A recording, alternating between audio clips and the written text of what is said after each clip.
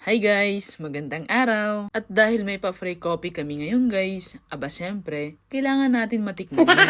Naabutan ko nga dito, medyo mahaba na pala ang pila. Hindi lang coffee yung pinamimigay nila dito, kundi may pa-sandwich pa. At kumuha na nga ako ng isang tinapay. Sa bawat tao kasi, isa lang ang pwede mong kunin. May iba't ibang klase ng tinapay at pwede kang mamili kung ano yung gusto mo. Pero itong chicken sandwich lang yung kinuha ko. At sila nga po pala yung mga kasama ko dito sa trabaho guys, na nadistino sa iba't ibang departamento. Ang daming mga Pilipino dito guys, nakakatuwa lang. At habang naghihintay nga kami sa sobrang haba ng pila, at napansin ko nga yung pangalan ng coffee shop nila. At sobrang unique nga ng pangalan nito. Sip-sip, at hindi nga halata na Pilipino ang nag-isip nito. At sa wakas ako na pala yung susunod. Nagpagawa nga lang pala ako dyan ng hot coffee na hazelnut latte. Hindi ko kasi tanda kung nakatikim na ba ako nito dati.